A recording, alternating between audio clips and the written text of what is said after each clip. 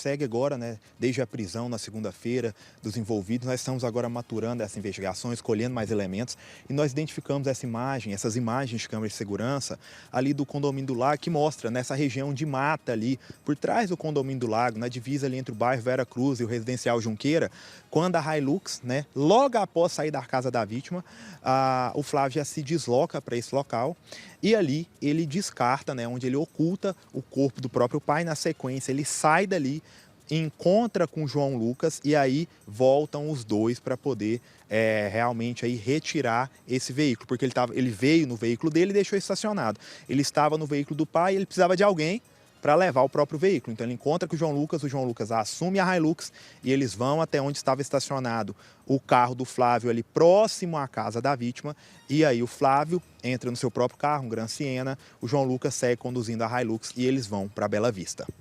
Delegado, 6 pessoas foram presas, uma acabou sendo liberada, 5 continuam presas, incluindo o Flávio, o comparsa João Lucas e 3 receptadores. Existe a possibilidade de uma 7ª pessoa envolvida nesse latrocínio?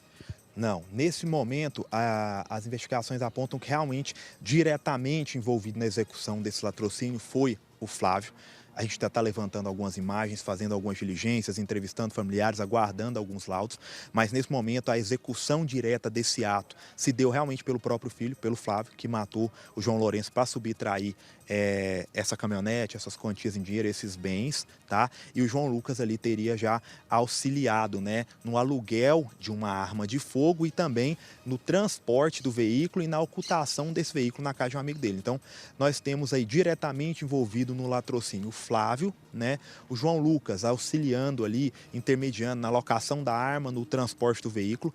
3 receptadores foram presos. Dos 3 receptadores presos, 2 foram colocados em liberdade em sede de audiência de custódia. Então agora nós seguimos com 3 pessoas presas, 6 investigados, mas diretamente envolvido na execução do latrocínio nós temos a pessoa do Flávio e com auxílio aí, fornecendo a arma, auxiliando o transporte do veículo, nós temos o João Lucas.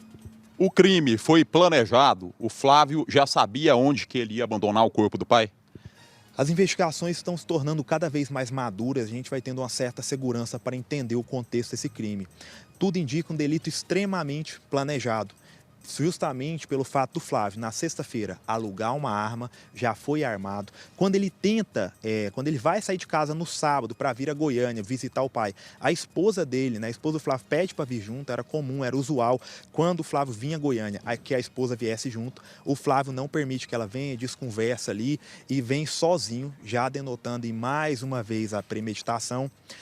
E ele já tinha, inclusive, combinado com o João Lucas de repassar esse veículo para ele. Então ele foi lá realmente para subtrair esse carro do próprio pai, foi armado e disposto a executá-lo, né? E as investigações apontam que ele executou o pai sentado na sala da própria casa, com um tiro na cabeça. Nós já temos até um laudo pericial que realmente comprova um disparo na região da cabeça da vítima e cotejando, comparando, né, o que o laudo fala com os depoimentos, o pai aparentemente estava sentado numa cadeira de balanço que fica na sala da própria casa, quando ele é executado com um disparo aí na cabeça de maneira súbita, de maneira repentina, né, o que nos leva a crer, é claro que isso tudo ainda vai ser apurado com a devida cautela, que não houve luta ali, que na verdade foi uma ação repentina do Flávio em face do pai. E já com o pai morto, ao que tudo indica, ele grava vídeos ali na área da casa do próprio pai, anunciando essa caminhonete. Então nós acreditamos que esse delito ele aconteceu entre as 8 horas, a execução direta do pai, e as 10 horas da manhã. Até mesmo porque às 10h20, o Flávio já está gravando um vídeo anunciando a caminhonete do pai estacionada na garagem. Por volta de meio-dia, o Flávio sai da garagem do pai, levando essa caminhonete, e por volta de 12h05 ele já está descartando o corpo ali nas imediações do bairro Vera Cruz. O senhor já conseguiu apurar por que o Flávio tinha tanta pressa de levantar esse dinheiro? Ele conseguiu uma transferência do pai no valor de R$3.000, mas ele queria a caminhonete e estava anunciando já essa caminhonete para possíveis compradores. A companheira do Flávio disse para um dos irmãos do Flávio, inclusive são 2 irmãos que estão aqui na delegacia, vieram pela manhã para prestar depoimento, ela teria dito para um deles que o Flávio estava com problemas financeiros e acabou fazendo uma besteira. O senhor conseguiu apurar algo nesse sentido? Sim, exatamente. Segundo o relato familiar, né, era comum o Flávio pedir empréstimos, né, para um dos irmãos, mais precisamente para o pai. E segundo o relato dessas testemunhas, né, de pessoas próximas, o pai em várias ocasiões ajudou ali o Flávio, forneceu dinheiro, emprestou dinheiro. Um dos irmãos também relata que em mais de uma ocasião emprestou dinheiro, e que era comum o Flávio viver ali apertado, endividado. Só que quando a gente questiona a respeito de quais seriam o motivo dessas dívidas, eles não sabem precisar. Sabem dizer que era comum o Flávio estar apertado, estar precisando de dinheiro, pedir ali empréstimos, né, com uma certa recorrência ao pai, ao irmão Osiel, e que dessa vez, mais uma vez, ele estava precisando de dinheiro. Na própria sexta-feira, ele pede dinheiro emprestado para o Osiel, que é um dos irmãos. O Osiel não empresta dinheiro, diz que não tem essa quantia para emprestar. Ele vai e pede para o pai essa mesma quantia. Então, realmente, isso denota que ele estava ali desesperado, precisando de dinheiro. Mas a origem dessas dívidas nós não conseguimos apurar, até mesmo porque ele não relatava para nenhum dos familiares. Ele só dizia que eram dívidas, que eram obrigações que ele tinha que quitar, sem mencionar a origem desses débitos. Ele disse para o senhor que tinha direito da caminhonete, que era uma questão de herança. O que o senhor conseguiu apurar sobre isso? As investigações apontam que não tinha nenhum processo legal, inventário, doação, nada, nenhum processo de sucessão aberto perante a lei, nem de maneira formal, nem de maneira informal. Isso aí foi relatado de maneira unânime pelos irmãos, né, da vítima, que naturalmente estariam envolvidos. E eles também apontam que não houve por parte do pai nenhuma promessa de doação, que eles tenham conhecimento. Não houve nenhuma promessa de doação de bens, partilha de bens, doação em vida, nada disso. Eles desconhecem completamente qualquer processo de partilha de bens, de inventário, até mesmo porque a mãe deles está viva, o próprio João Lourenço está vivo e não tinha nenhum fundamento legal e também não tinha nenhum processo de doação em curso, nem formal, nem informal. O que nos leva a crer que, em verdade, essa questão que o Flávio diz, que houve uma promessa de divisão de bens, onde aquela caminhonete nada mais é que uma criação, né, da versão que ele colocou ali para poder justificar essa ação dele, mas que isso os outros irmãos, os demais familiares desconhecem.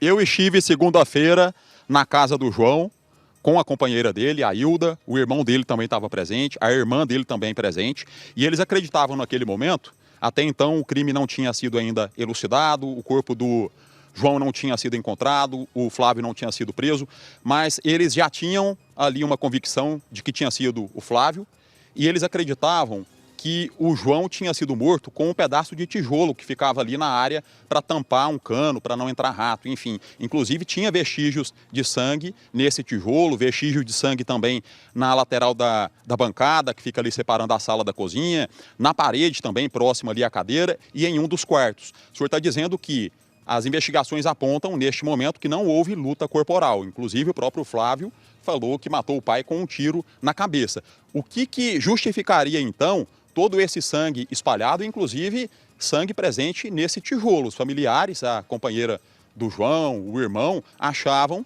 que aquele tijolo tinha sido utilizado para atingir a cabeça do João.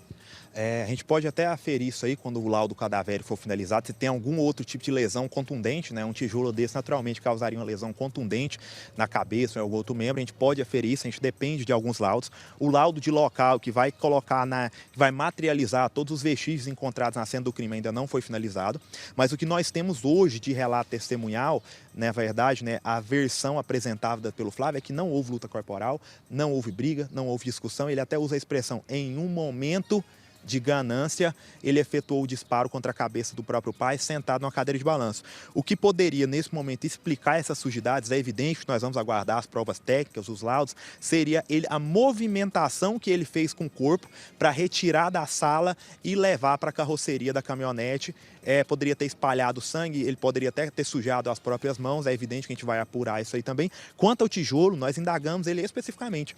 Ele diz que, na verdade, ele usou esse tijolo foi para limpar, ele tentou utilizar aquele tijolo para limpar o sangue que estava espalhado ali, mas como eu até disse na primeira entrevista, isso não escapou ao olhar dos nossos investigadores, do grupo de desaparecidos, que já logo no domingo, né, identificaram essas sujidades ali no local e também, notadamente, aos olhos dos peritos da polícia científica que vão materializar todos esses vestígios. Mas a versão que nós temos hoje, principalmente pautada no que o investigado diz, o Flávio, é de que não houve luta corporal, não houve discussão, não houve briga e que essas sujidades possibilidades seriam aí justificadas com a movimentação do corpo. Até mesmo porque a gente acredita que esse crime aconteceu por volta das 10 horas da manhã e ele só sai do imóvel às 2 horas da tarde. E ele nos relata algumas coisas de maneira até informal, que ele teve muita dificuldade em conseguir colocar o corpo do próprio pai na carroceria da caminhonete, porque como ele agiu sozinho, e as investigações realmente apontam que ele estava sozinho dentro do imóvel, isso já é praticamente um fato consolidado no bojo do inquérito,